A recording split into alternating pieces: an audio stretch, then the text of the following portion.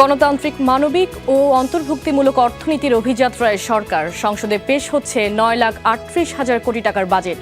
চাল, ডাল, মশলাসহ 60 পণ্যে শুল্ক কমানোর প্রস্তাব।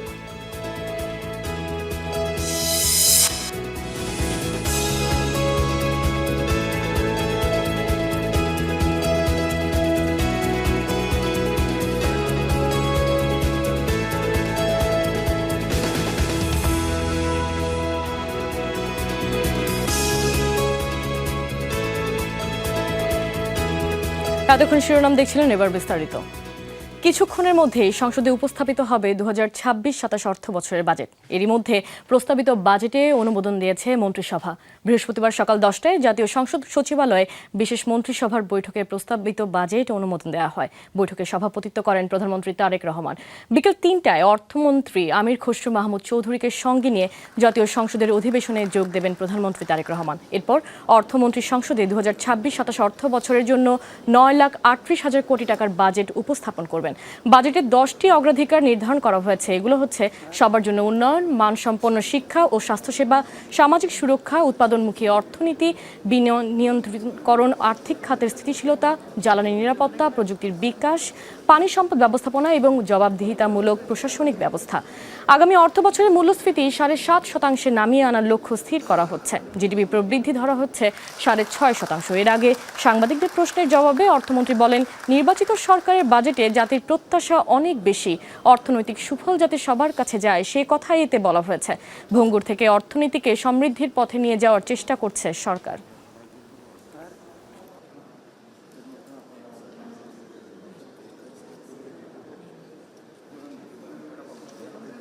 জাতির সে আকাঙ্ক্ষা, ভাবনা, চিন্তা, দর্শন, আগামী দিনে তাদের প্রত্যাশাকে মাথায় রেখে বাজেটটা করার চেষ্টা করেছি। আমরা হয়তো যতটুকু আমাদের সামর্থ্য ছিল তার মধ্যে বাজেট করতে হয়েছে। অর্থনৈতিক যে বিধ্বস্ত এটা ভঙ্গুর অর্থনীতি থেকে আমরা স্থিতিশীলতা এবং সামনের দিকে একটা প্রসপারাস বাংলাদেশ দেখতে চাই, সেদিকে যাওয়ার একটা প্রচেষ্টা এখানে আছে এবং সেটা সকল জনগণকে নিয়ে। সরকারের নির্বাচনী ইশতেহারকে প্রাধান্য দেওয়া হবে এবারের বাজেটে। মন্ত্রিসভার বিশেষ সভায় বাজেট অনুমোদন দেওয়া হয়েছে, এমনটা জানিয়েছেন পরিকল্পনা প্রতিমন্ত্রী জোনায়েদ সাকি। যে নির্বাচনী ইশতেহার দেওয়া হয়েছে, যেখানে একটা গণতান্ত্রিক, মানবিক, অন্তর্ভুক্তিমূলক এবং একটা কল্যাণমুখী বাংলাদেশ গড়ে তোলার যে প্রতিশ্রুতি আছে, সেটার আলোকেই বাজেট এই বিদ্যমান যে বাস্তবতা তার মধ্যে সেই সম্ভাবনাটাকে ধারণ করার জন্য যেভাবে বাজেট পরিকল্পনা করা যায় সেটা সর্বোচ্চ চেষ্টা করা হয়েছে। সংসদ ভবনে আরও আছেন সহকর্মী সাইফুদ্দিন রবিন, সরাসরি তার সাথে যুক্ত হচ্ছে। রবিন, আশা করি আপনি আমাকে শুনতে পাচ্ছেন। বিশেষ মন্ত্রিসভার বৈঠক তো শেষ, আলোচনায় কি কি বিষয়ে গুরুত্ব দেওয়া হয়েছে? আর রুহি, এখন অধিবেশনই শুরু হয়ে গেল, অর্থাৎ বাজেট অধিবেশন, ত্রয়োদশ জাতীয় সংসদের প্রথম বাজেট অধিবেশন সেটি শুরু হয়ে গেল। ইতিমধ্যেই প্রধানমন্ত্রী তারেক রহমান অর্থমন্ত্রী আমির খসরু মাহমুদ চৌধুরীকে সঙ্গে নিয়ে অধিবেশন কক্ষে প্রবেশ করেছেন সংসদের। এবং এর আগেই যে মন্ত্রিসভার বিশেষ সভাটি অনুষ্ঠিত হয়েছে, যেখানে বাজেটটিকে, অর্থাৎ প্রস্তাবিত যে বাজেট এখন ঘোষণা হতে যাচ্ছে, সেই বাজেটের প্রাথমিক অনুমোদন দিয়েছে মন্ত্রিসভা। এবং সেই বৈঠকে কয়েকটি মন্ত্রণালয়ে নিজেদের মতো করে বাজেট বরাদ্দ কম হওয়ার কথা বলছিলেন। তারা বলছিলেন যে আরও খানিকটা বাজেট বরাদ্দ যেন স্ব মন্ত্রণালয়ে দেওয়া হয়, সেই দাবি তারা তুলছেন। হয়তো সেটির প্রতিফলন সংশোধিত বাজেটে দেখাও যেতে পারে। যেই বাজেটটি মূলত ঘোষণা হতে যাচ্ছে 9,38,000 কোটি টাকার, যেটি গেল বছরের বা এখনকার যেই 2025-26 অর্থ বছরের বাজেট, সেই অর্থ বছরের বাজেটের তুলনায় প্রায় 19% বেশি। 2025-26 অর্থ বছরে সংশোধিত বাজেট ছিল 7,88,000 কোটি টাকা, এবং যেখানে এডিপি বা সংশোধিত বার্ষিক উন্নয়ন কর্মসূচি রাখা ছিল 2 লাখ কোটি টাকা, সেখানে প্রস্তাবিত বাজেটে রাখা হয়েছে 3 লাখ কোটি টাকা। অন্যদিকে এবারের বাজেটে ঘাটতি ধারণা করা হচ্ছে 2,43,000 কোটি টাকা, যা জিডিপির 3.60% এবং রাজস্ব আয়ের লক্ষ্যমাত্রা নির্ধারণ করা হয়েছে 6,95,000 কোটি টাকা, যেটি পূরণ করাটা এই সরকারের পক্ষে বা যে কোনো সরকারের পক্ষেই একটা বড় ধরনের চ্যালেঞ্জ হয়ে উঠবে। কেননা মোট বাজেটের একটা বড় অংশই আসলে রাজস্ব আদায় থেকে বা রাজস্ব আয় থেকে মূলত লক্ষ্যমাত্রা নির্ধারণ করা হয়ে থাকে। যেটি আপনি বলছিলেন রুহি, যে সরকারের নির্বাচনী ইশতেহারের এক ধরনের প্রতিফলন থাকবে এবারের বাজেটে। মূলত এই প্রথম যে বাজেটটি ঘোষণা করতে যাচ্ছে নবনির্বাচিত বিএনপি সরকার, তাদের যে নির্বাচন প্রতিশ্রুতি ছিল, বিশেষ করে ফ্যামিলি কার্ড, যেখানে প্রতিটি পরিবারের যিনি বয়োজ্যেষ্ঠ নারী রয়েছেন তাকে স্বাবলম্বী করে তোলার জন্য 2,500 থেকে 3,000 টাকা করে দেয়া, অন্যদিকে কৃষক কার্ড যেখানে নানান ধরনের আর্থিক সহায়তার পাশাপাশি অন্যান্য সুযোগ সুবিধা, এবং হেলথ কার্ড, এই সব বিষয়গুলো বাস্তবায়নের লক্ষ্যমাত্রা আসলে এবারে বাজেটের মধ্যে দিয়ে এক ধরনের প্রতিফলিত হবে। এবং অন্যদিকে এই সামাজিক নিরাপত্তা বেষ্টনী শক্তিশালী করার পাশাপাশি সব শ্রেণী পেশার মানুষের আর্থিক ভারসাম্য রক্ষারও এক ধরনের বিষয় থাকবে প্রস্তাবিত বাজেটে, যেখানে সাধারণ মানুষের উপর করের বোঝা চাপবে না বলছেন যারা এই বাজেট প্রণয়নের সঙ্গে জড়িত ছিলেন তারা। বাকিটা আসলে বোঝাই যাবে যে বাজেট ঘোষণার পর সেটির প্রভাব বা প্রতিফলন কতটা সাধারণ মানুষের জীবনযাপনের উপর পড়ে তার উপর নির্ভর করবে। কিন্তু সরকার বলছে শিক্ষা, স্বাস্থ্য, সামাজিক নিরাপত্তা বেষ্টনীগুলো নিশ্চিত করা এবং সেই সঙ্গে কর্মসংস্থানমুখী কিছু পরিকল্পনা এবারের বাজেটে বেশ গুরুত্ব পেয়েছে। বাকিটা বাজেট ঘোষণার পর অর্থ পরিকল্পনা মন্ত্রী আমির খসরু মাহমুদ চৌধুরীর এই বাজেট ঘোষণার পরপরই আসলে স্পষ্ট হবে কতটা প্রতিফলিত হয়েছে সেটা। তবে একটি সমাজ কল্যাণ রাষ্ট্র প্রতিষ্ঠার কথা বলছে এই নতুন সরকার, যারা প্রায় 20 বছরের পরে বিএনপি নেতৃত্বাধীন সরকার বাজেট ঘোষণা করতে যাচ্ছেন এবং অর্থ পরিকল্পনা মন্ত্রী আমির খসরু মাহমুদ চৌধুরীর প্রথম ঘোষিত বাজেটও হতে যাচ্ছে এটি, যিনি দীর্ঘদিন বিএনপির রাজনীতির সঙ্গে জড়িত এবং অর্থনীতি নিয়ে, বাণিজ্য নিয়ে নানামুখী কর্মকাণ্ডের সঙ্গে নিবিড়ভাবে যুক্ত ছিলেন। সে লক্ষ্যে তার কাছে ব্যবসায়ী থেকে সাধারণ মানুষ প্রত্যেকের এক ধরনের বাড়তি প্রত্যাশাও আছে বটে, তার কাছ থেকে একটি জনবান্ধব বাজেট হয়তো বা মিলবে এবং সেটার অপেক্ষায় প্রত্যেকেই খানিক বাদেই বাজেট উপস্থাপন করতে যাচ্ছেন বা পেশ করতে যাচ্ছেন অর্থ পরিকল্পনা মন্ত্রী আমির খসরু মাহমুদ চৌধুরী, তার নিজের প্রথমবারের মতো বাজেট ঘোষণা এবং নতুন নির্বাচিত রাজনৈতিক সরকারের প্রথম বাজেট। সাইফুদ্দিন রবিন, আপনাকে অসংখ্য ধন্যবাদ। দর্শক, ইতিমধ্যেই জাতীয় সংসদে অর্থমন্ত্রী বাজেট পেশ করছেন, আমরা সরাসরি চলে যাচ্ছি সেখানে। দীর্ঘ দেড় শতকের ফ্যাসিবাদ বিরোধী লড়াইয়ের ধারাবাহিকতায় 2024 এই ছাত্র জনতার রক্তক্ষয়ী গণ অভ্যুত্থানের মধ্য দিয়ে বাংলাদেশ আবার নতুন করে গণতন্ত্রের পথে যাত্রা শুরু করেছে। এই যাত্রা পেরিয়ে 2026 সালের 12 ফেব্রুয়ারি একটি অবাধ, সুষ্ঠু ও শান্তিপূর্ণ জাতীয় নির্বাচনে 2/3 সংখ্যাগরিষ্ঠতা নিয়ে বিএনপির নেতৃত্বে সরকার গঠিত হয়েছে।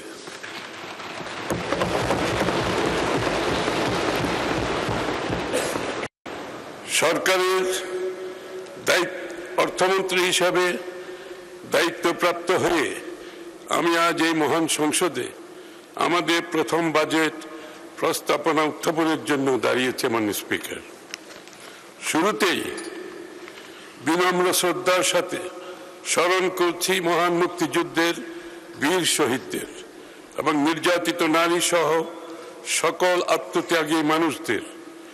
একই সাথে স্মরণ করছি স্বাধীনতার পর থেকে আজ পর্যন্ত গণতন্ত্র প্রতিষ্ঠায় দীর্ঘ সংগ্রামে আত্মদানকারী সকল শহীদ এবং গুম, খুন, হামলা, মামলা ও গুলিবর্ষণের শিকার সকল আহত যোদ্ধাকে, যাদের আত্মত্যাগ আমাদের জাতীয় জীবনে গণতন্ত্র, অধিকার ও নতুন আশার দিগন্ত উন্মোচন করেছে। মাননীয় স্পিকার,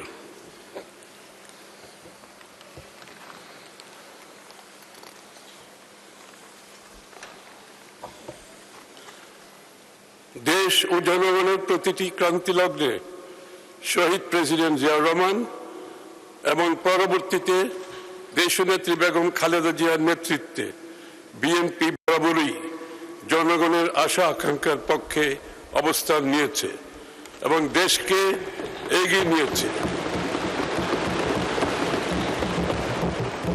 বিগত দেড় দশকের বেশি সময় ধরে জেকে বসা ফ্যাসিবাদ শাসনের বিরুদ্ধেও এদেশের মানুষের দীর্ঘ সংগ্রামে নেতৃত্ব দিয়েছে বিএনপি।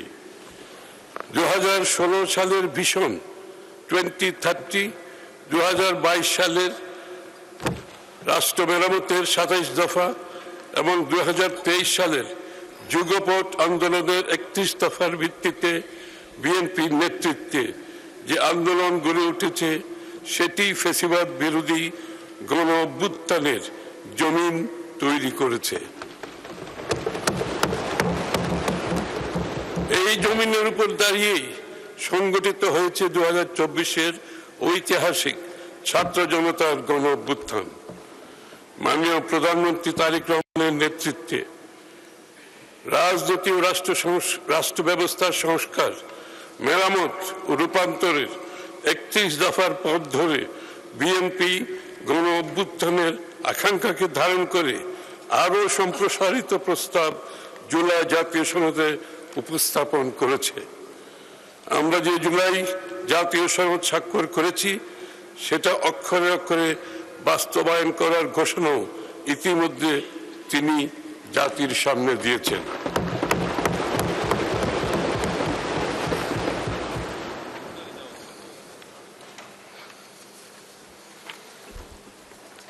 কিন্তু এটাও একের সাথে মনে রাখা দরকার, অর্থনীতির গণতন্ত্রায়ন, ইকোনমিক ডেমোক্রেটাইজেশন, অর্থাৎ সব মানুষের জন্য অন্তর্ভুক্তিমূলক ও জবাবদিহিপূর্ণ অর্থনৈতিক ব্যবস্থা ও মানবিক বিবেচনা সম্পন্ন সামাজিক সাংস্কৃতিক সম্পর্ক গড়ে ওঠা ছাড়া এই রাজনৈতিক সংস্কার টেকসই হবে না। মানুষের জন্য নিরাপদ, সমৃদ্ধ, মর্যাদাশীল জীবন নিশ্চিতকরণে সরকারের অভিপ্রায়ের একটি প্রতিফলন। মাননীয় স্পিকার, আগেই উল্লেখ করেছি, ফ্যাসিবাদী শাসনামলে অর্থনৈতিক নীতি পরিকল্পনায় বৃহত্তর জাতীয় স্বার্থকে জলাঞ্জলি দিয়ে ক্ষুদ্র দলীয় ও গোষ্ঠীগত দুরভিসন্ধি ছিল প্রধান প্রবণতা। ফলে একদিকে দেশের খেটে খাওয়া মানুষের কষ্টার্জিত অর্থ সম্পদ দুর্নীতি দুর্বৃত্তায়নের মাধ্যমে মুষ্টিমেয় লুটেরাদের হস্তগত হয়েছে এবং বিদেশে পাচার করা হয়েছে।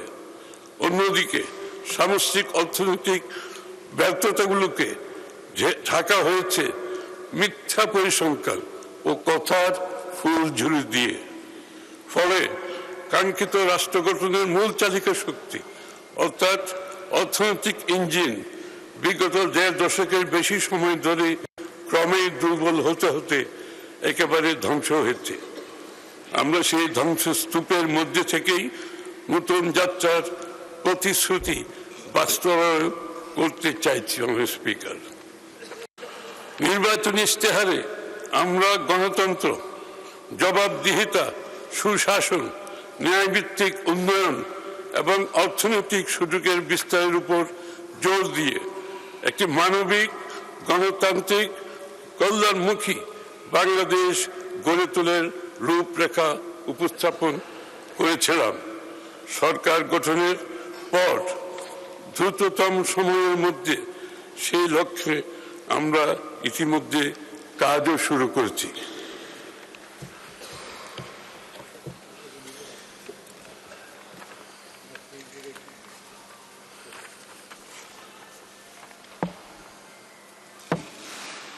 মাননীয় স্পিকার, জনগণের গৌরবময় গণ অভ্যুত্থানের ফলশ্রুতিতে তৈরি হওয়া নতুন গণতান্ত্রিক আকাঙ্ক্ষা বাস্তবায়নে আমাদের এই অনন্য অভিযাত্রার শুরুতেই ভূ রাজনৈতিক অস্থিরতার জেরে আমরা নতুন ও তীব্রতর চ্যালেঞ্জের মুখোমুখি হয়েছি।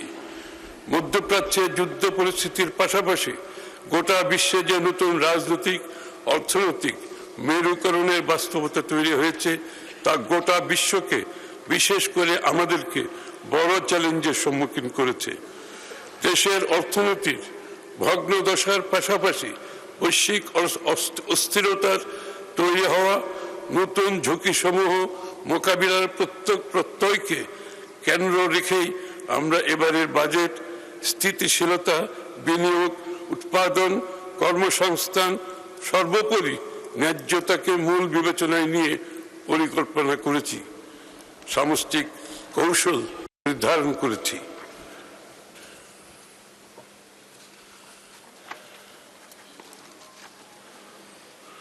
ফিরিয়ে আনতে চাই, এজন্য সরকার 10টি প্রধান অগ্রাধিকার বিবেচনায় রেখে বাজেট প্রস্তাব দাঁড় করিয়েছে।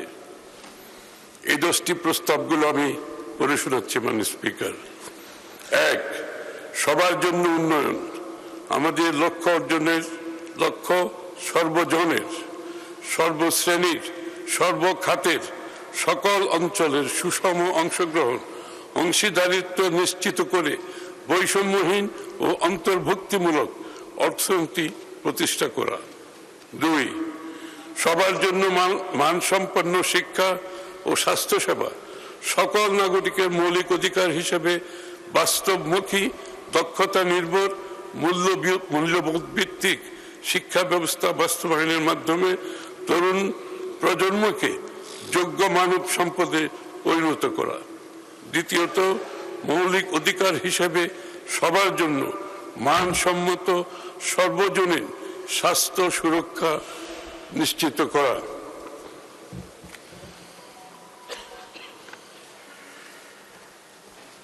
5, বিনিয়ন্ত্রণকরণ, ডিরেগুলেশন এবং সাশ্রয়ী ও সহজীকৃত ব্যবসার পরিবেশ সৃষ্টি করা। বিনিয়ন্ত্রণের মাধ্যমে সরকারি কাজে বিলম্ব ও অপ্রয়োজনীয় ধাপ পরিহার করে একটি স্বচ্ছ, সহজ ও সাশ্রয়ী ব্যবসা সহায়ক পরিবেশ গড়ে তোলা।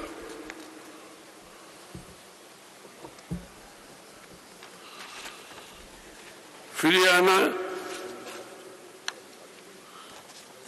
এবং খাল খনন কর্মসূচি পুনরায় শুরু করার মাধ্যমে একটি টেকসই, সবুজ, পরিবেশ সহনশীল, বাসযোগ্য ভবিষ্যৎ গড়ে তোলা। 10,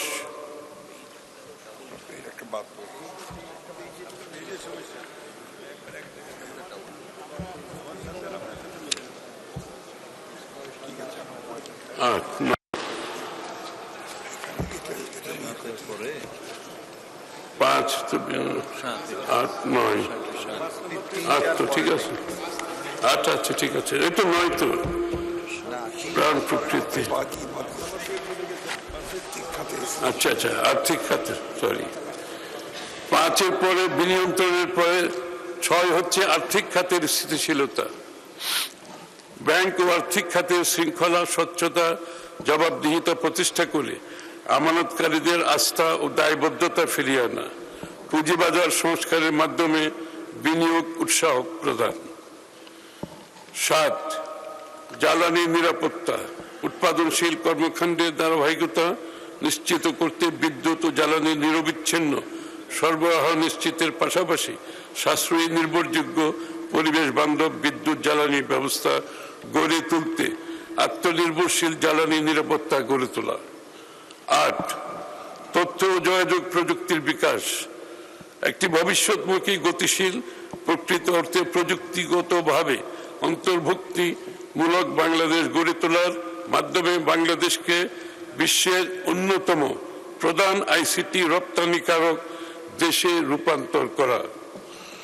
9, প্রাণ প্রকৃতি, পরিবেশ ও পানি সম্পদ ব্যবস্থাপনা, জলবায়ু পরিবর্তনের অভিঘাত থেকে দেশকে রক্ষা করা ও জীবন বৈচিত্র্য সুরক্ষার জনগণের অংশগ্রহণে বনায়নকে একটি সবুজ বিপ্লবে রূপান্তর, উন্নয়ন কর্মকাণ্ডে পরিবেশগত বিবেচনার পাশাপাশি নদী সমূহের নব্যতা ফিরিয়ে আনা এবং খাল খনন কর্মসূচি পুনরায় শুরু করার মাধ্যমে একটি টেকসই, সবুজ ও পরিবেশ সহনশীল, বাসযোগ্য ভবিষ্যৎ গড়ে তোলা।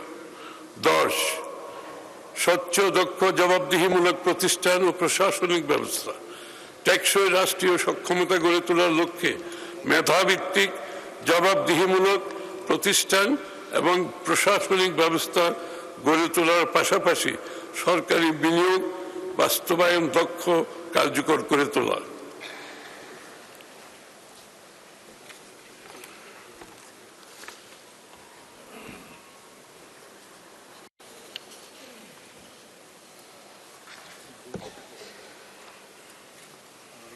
মাননীয় স্পিকার, এইসব অগ্রাধিকারের পাশাপাশি মূলধারার অর্থনীতি থেকে বিচ্ছিন্ন থাকা ক্রিয়েটিভ অর্থনীতি, ক্রিয়েটিভ ইকোনমি, ক্রীড়া অর্থনীতি, স্পোর্টস ইকোনমি, সবুজ অর্থনীতি, গ্রিন ইকোনমি, সুনীল অর্থনীতি, ব্লু ইকোনমি এর মতো খাতগুলোকে আমরা জাতীয় অর্থনীতির একেবারে কেন্দ্রে নিয়ে আসতে চাই।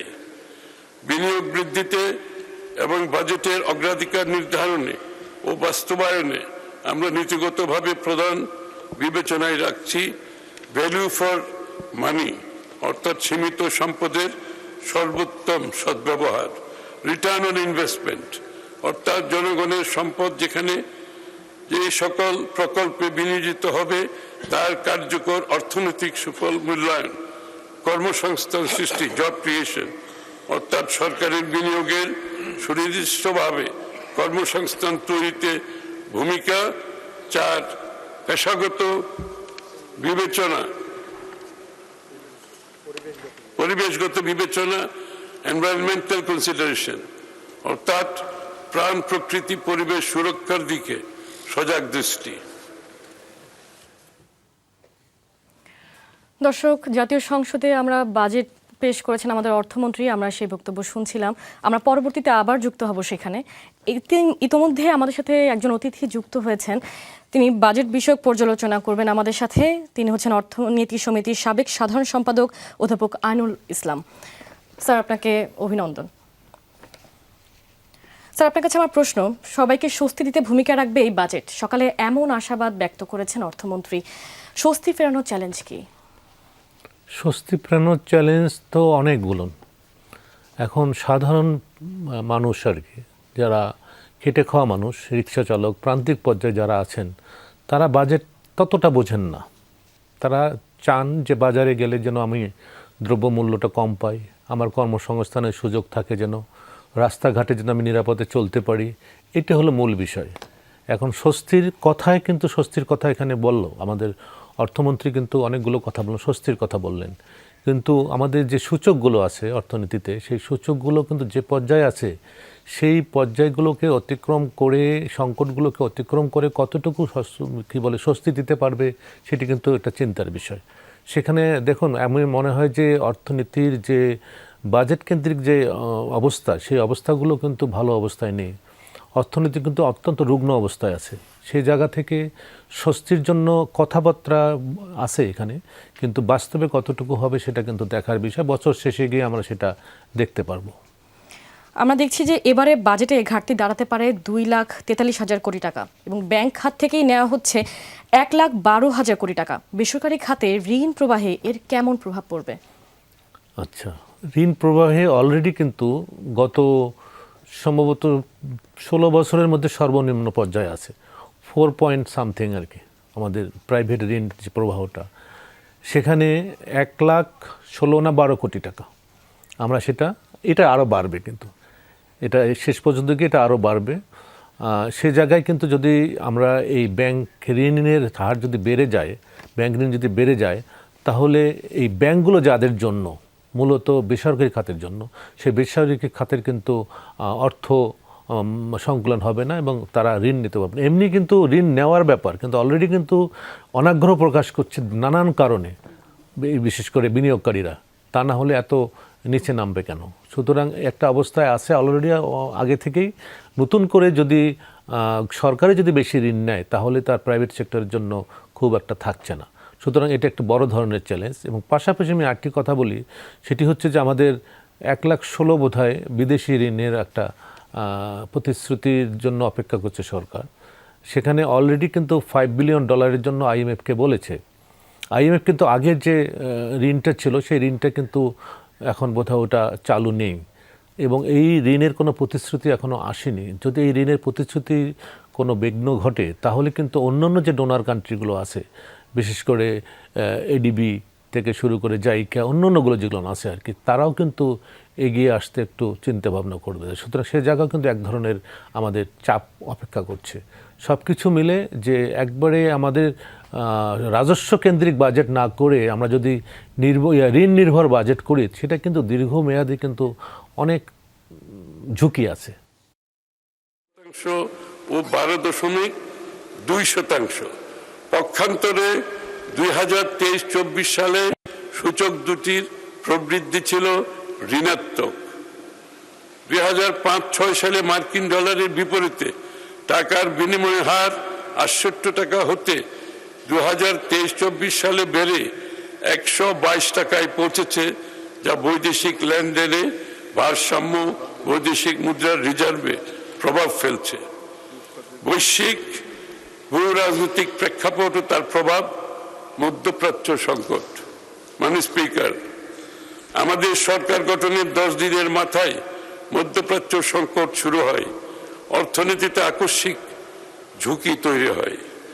মধ্যপ্রাচ্যের সংকটে আন্তর্জাতিক বাজারে জ্বালানি তেল, এলএনজি ও সারের দাম দ্বিগুণেরও বেশি বৃদ্ধি পেয়েছে। জ্বালানির মূল্য বৃদ্ধি বিদ্যুৎ, কৃষি, পরিবহন ও শিল্পে উৎপাদন ব্যয় বাড়িয়েছে, ফলে মূল্যস্ফীতি ও ভর্তুকির চাপ বৃদ্ধি পেয়েছে। আমদানি ব্যয় বৃদ্ধিতে বৈদেশিক মুদ্রার রিজার্ভের উপর চাপ বেড়েছে। মধ্যপ্রাচ্য আমাদের প্রবাসী জনগোষ্ঠীর জন্য সবচেয়ে গুরুত্বপূর্ণ গন্তব্য। তাই এই অঞ্চলে দীর্ঘস্থায়ী অস্থিরতার কারণে কর্মসংস্থান ও প্রবাস আয় প্রবাহের উপর প্রভাব পড়তে পারে।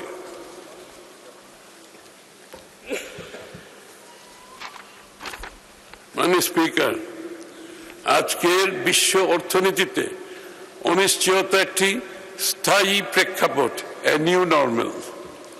যুদ্ধ, বৈশ্বিক জ্বালানি বাজারের অস্থিরতা, সুদ হারের ঊর্ধ্বগতি, বাণিজ্য শুল্কের অনিশ্চয়তা এবং সরবরাহ ব্যবস্থায় বিঘ্ন, এসবের যে কোনো একটি ঘটনাই অল্প সময়ের মধ্যে দেশের আমদানি নির্ভর অর্থনীতির উপর বড় চাপ সৃষ্টি করতে পারে। কাজেই আমাদের লক্ষ্য হলো বাইরের ধাক্কা এলেও অভ্যন্তরীণ স্থিতিশীলতার উপর অভিঘাতের মাত্রা মোকাবেলা করে অগ্রযাত্রা অব্যাহত রাখা।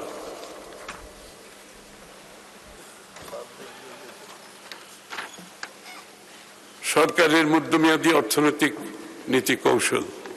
স্পিকার, দেশের বর্তমান বাস্তবতা পর্যালোচনায় স্পষ্ট যে ফেসিবাদী সরকারের অনিয়ম, দুর্বল ব্যবস্থাপনা, দুর্নীতির কারণে অর্থনীতি এখনো নানা চ্যালেঞ্জের মুখোমুখি।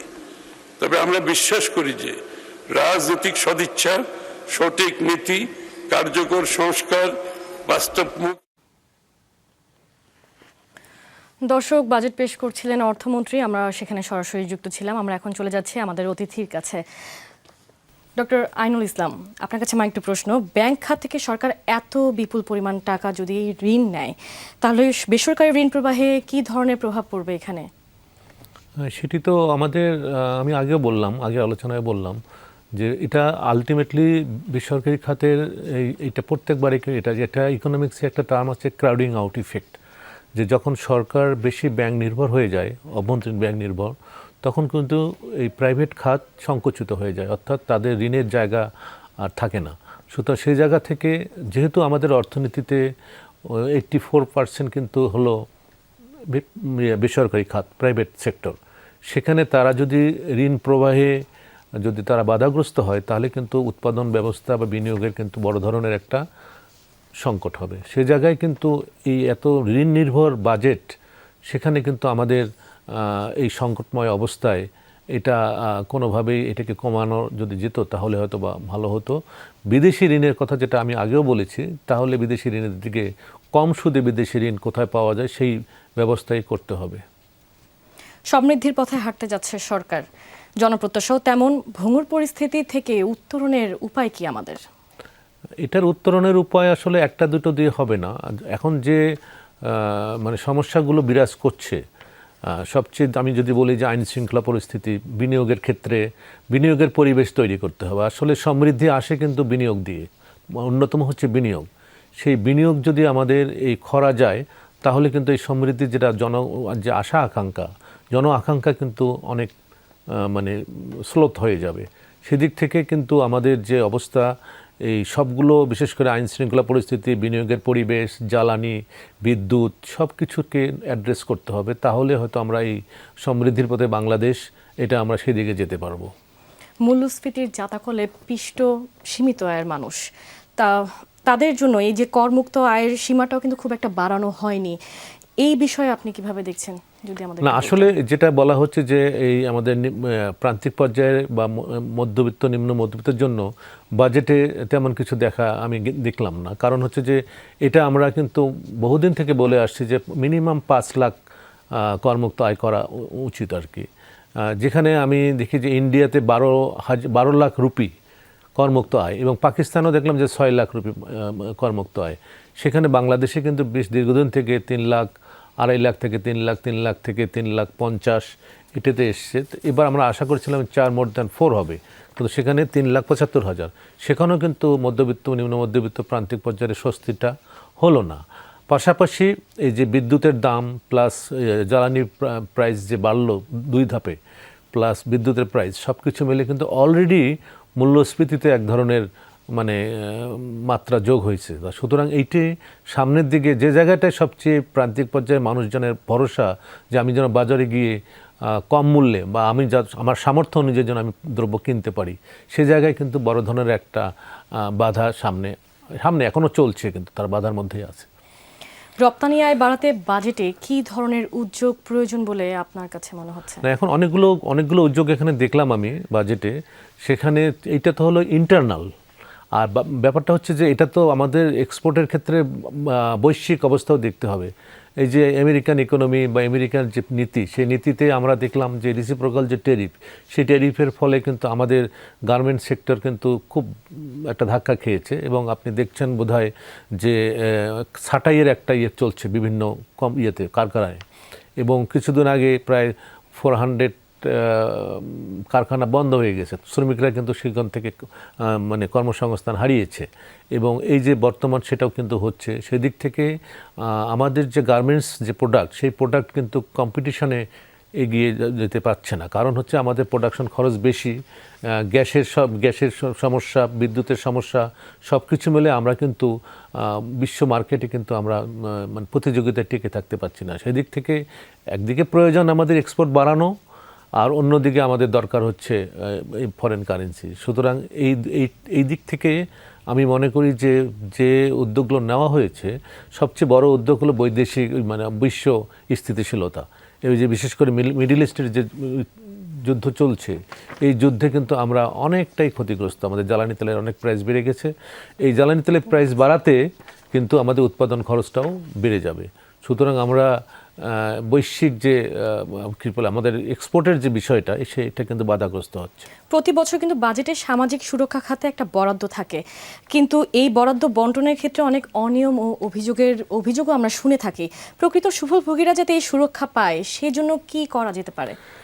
এটি কিন্তু অনেক দীর্ঘদিনের একটা প্রশ্ন যে বিশেষ করে সামাজিক সুরক্ষায় যে যারা আসলে সুবিধাভোগী যারা হওয়া উচিত, তাদের কিন্তু আইডেন্টিফাই করা খুবই টাফ। যাদের মাধ্যমে এই কাজগুলো হচ্ছে তাদের মধ্যে সুশাসন যদি না থাকে, তাহলে কিন্তু এটা কোনো ধরনের উপর থেকে বলে কিন্তু হবে না। এটা বিশেষ করে জনপ্রতিনিধি যারা আছেন প্রান্তিক পর্যায়ে, তারা তো সবাইকে চেনেন। তারা যদি এই সুবিধাভোগীদেরকে আইডেন্টিফাই করতে পারে, তাহলে হয়তো একটা এর সুফলটা পাওয়া যাবে। আদারওয়াইজ কিন্তু আমি নিজ গ্রামে যাই, এবং সেখানেও আমি দেখলাম যে সুবিধাভোগীর মধ্যে নানান ধরনের সমস্যা আছে। ঠিক আছে, এখন তো আগে থেকেই প্রায় 37টা প্রোগ্রাম কিন্তু আছে প্রান্তিক পর্যায়ে। এখন নতুন যে শুরু হয়েছে ফ্যামিলি কার্ড, স্বাস্থ্য কার্ড, নানান ধরনের কার্ড, সেখানেও দেখা যাচ্ছে যে সিলেকশনের ব্যাপারে নানান ধরনের সমস্যা। তা সুতরাং এই সমস্যার গোড়ায় এটা সমস্যা। আমাদের সুশাসনের অভাব আছে, আমাদের দুর্নীতি আছে, আমাদের মানে ব্যক্তি পর্যায়ে কিন্তু আমরা নীতি নৈতিকতার জায়গা থেকে আমরা নেই। সুতরাং সেই কারণে আমার মনে হয় যে এই জায়গাটাতে সঠিক পার্সনকে খুঁজে বের করা, এটা স্থানীয় যারা প্রতিনিধি আছে সুশীল সমাজ আছে, তাদের মাধ্যমে এটা করা উচিত। বিশাল বাজেটের রাজস্ব আহরণে অনেক সংশয়ে রয়েছে কিছু বিষয়ে। 6,95,000 কোটি টাকা আয় করতে চায় এবার সরকার। এই লক্ষ্য অর্জনে কি ধরনের সংস্কার প্রয়োজন? কি ধরনের সংস্কার প্রয়োজন হচ্ছে যে বাজেট কি বলে এনবিআর এর যে সক্ষমতা নিয়ে কাজ করা হচ্ছে, এনবিআর এর সক্ষমতা বাড়াতে হবে। 2 হচ্ছে যে যারা রেগুলার কর দিচ্ছে তাদের উপর চাপটা না রেখে নতুন করদাতাকে খুঁজে পেতে হবে। এবং আপনি জানেন যে প্রায় 82 লাখ আমাদের তিনধারীর মধ্যে মাত্র 50%ও কিন্তু কর দেওয়া হয় না। এই জায়গাটাও কিন্তু অ্যাড্রেস করতে হবে। এবং নতুন নতুন যারা এবার দেখলাম যে ওই যে ক্ষুদ্র ব্যবসায়ীদের ক্ষেত্রেও কিছু উদ্যোগ নেওয়া হয়েছে, কিন্তু মূল কারণ হচ্ছে, মূল আমাদের উদ্দেশ্য হওয়া উচিত যে আমাদের আসলে যারা কর দিতে পারে এবং কর ফাঁকি যেতে না হয়, সেই জায়গাটায় কিন্তু আমরা খুঁজে বাইর করতে হবে। প্লাস আমাদের দেখা যায় যে 82% বড় করদাতারাও কিন্তু এটার বাইরে থাকে। এখানে কিছু দুর্নীতিও আছে। এগুলো আসলে এই অল্প সময় এটা হবে না, এটাকে দীর্ঘমেয়াদী এটা কমিটমেন্ট দরকার, রাজনৈতিক কমিটমেন্ট দরকার, তাহলে এই সমস্যাটা সমাধান হতে পারে।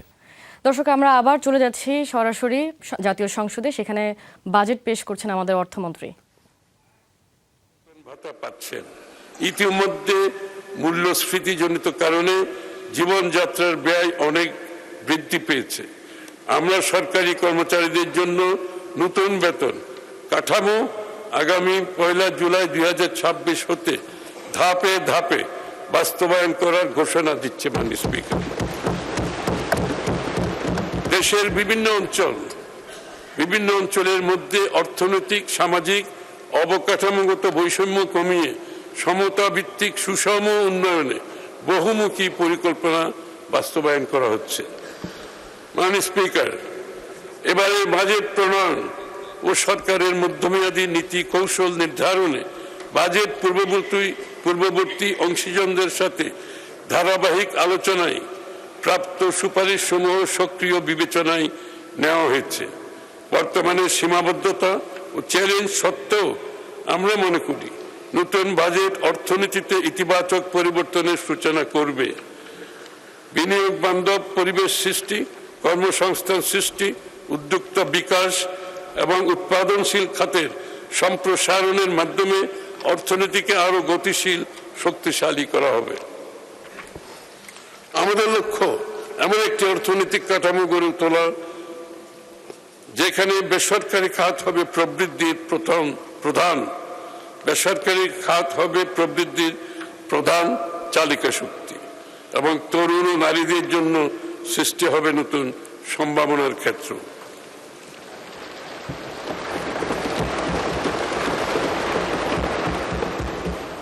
মাননীয় স্পিকার, আমি এখন 2025-26 অর্থ বছরের সম্পূরক বাজেট আলোচনা করছি।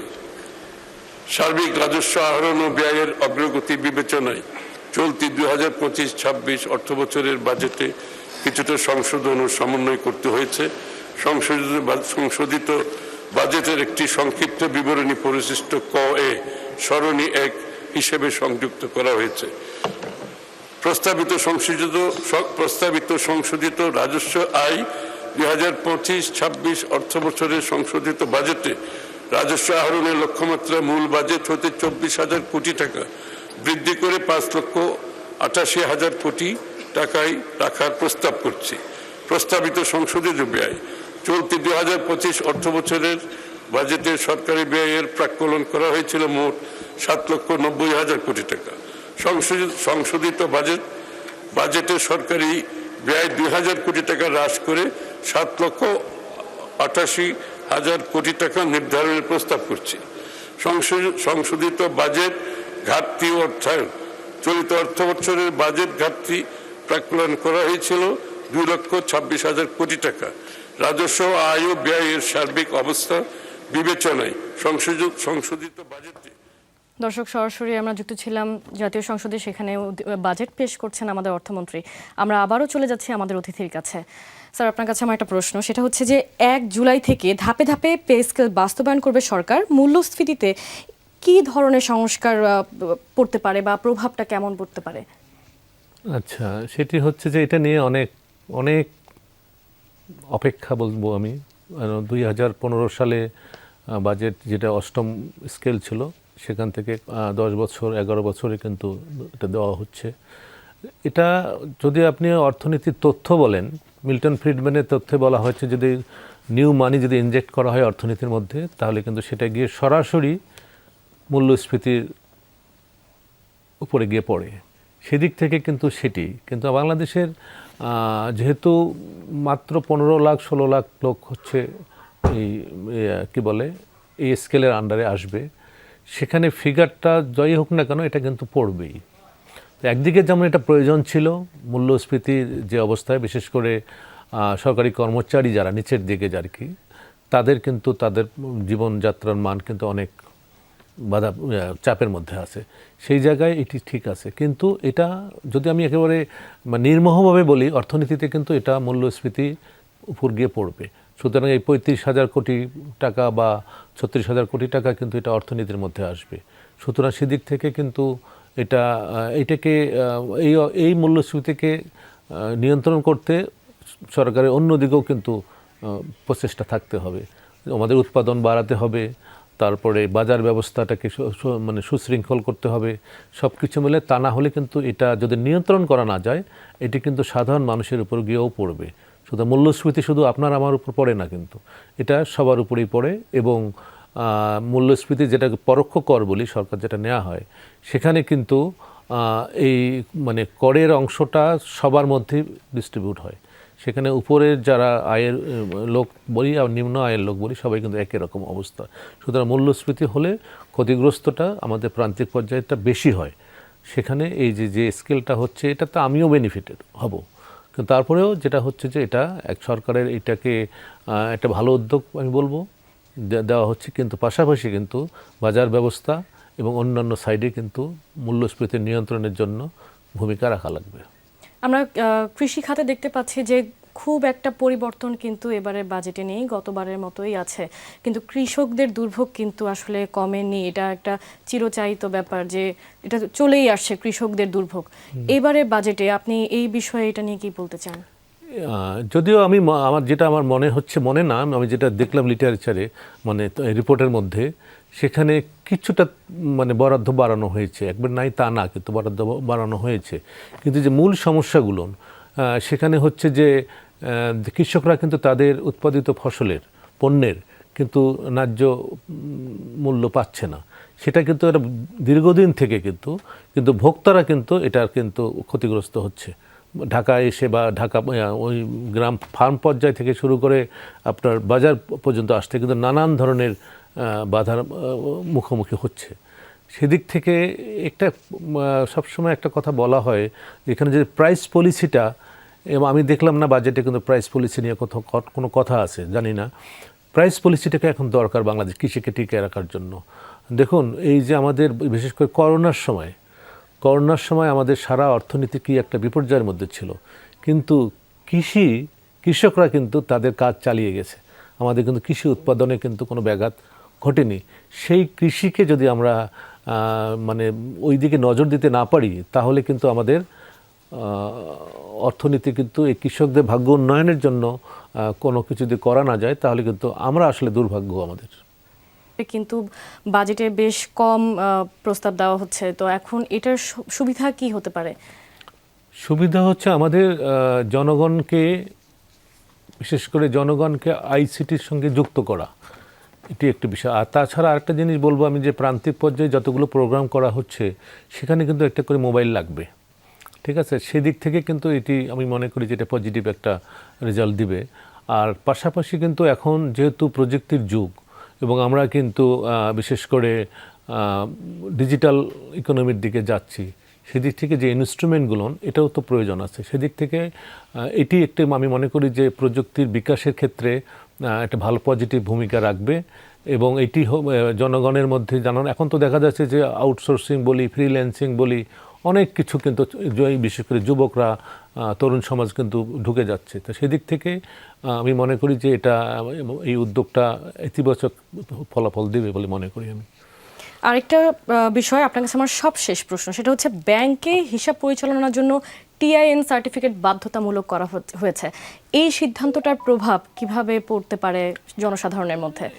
এটি আসলে আরেকটু বোধহয় গ্রাউন্ড ওয়ার্ক করে এই উদ্যোগটা, এই সিদ্ধান্তটা নেওয়া উচিত ছিল। কারণ হলো যে এতে করে প্রান্তিক পর্যায়ে যারা আছে তারা হয়তো ডিসকারেজড হবে ব্যাংকে অ্যাকাউন্ট খুলতে, এবং এটা খুললে যেটা হবে, মানে এটা যদি এই মানে টিনের জন্য যদি টাকাও দিতে হয়, তাহলে হবে কি, আমানত কিন্তু কমে যাবে ব্যাংকগুলোর কাছে জিজ্ঞাসা করলে তারা বলবে যে এটা আসলে বর্তমান যে অবস্থা তাতে করে এমনি তো ব্যাংকগুলো কিন্তু লিকুইডিটি ইয়েতে আছে আর কি। হ্যাঁ, সেখানে যদি এইটা করা হয় তাহলে কিন্তু আমার মনে হয় যে ব্যাংকের যে আমানতের যেটা প্রয়োজন ব্যাংকের, সেইটা কিন্তু কিছুটা হলেও বাধাপ্রাপ্ত হবে। আর এই টিন খোলার ব্যাপারে হচ্ছে যে অনেক আছে যে ছোট্ট ব্যবসায়ী 10,000 15,000 টাকা ব্যবসা করে, তারা এই যে টিন খোলা, তারপরে ব্যাংকে গিয়ে এই কাজগুলো করা, এটা করতে তারা পেপারস ওয়ার্ক করা, এটা জটিলতা তৈরি হবে। সব কিছু মিলে মনে হয় যে এটা আর একটু চিন্তা ভাবনা করে এটা করা উচিত ছিল, যে একবারই টিন কি বলে বন্ধ, টিন খোলার জন্য সবাইকে বাধ্য করা। ডক্টর আইনুল ইসলাম, আপনাকে অসংখ্য ধন্যবাদ আপনার মূল্যবান সময় আমাদের দেওয়ার জন্য। আপনাকে ধন্যবাদ। দর্শক, বিজনেস টুডেতে এই ছিল, আর আপনাদেরকে সবাইকে স্বাগত জানাচ্ছি।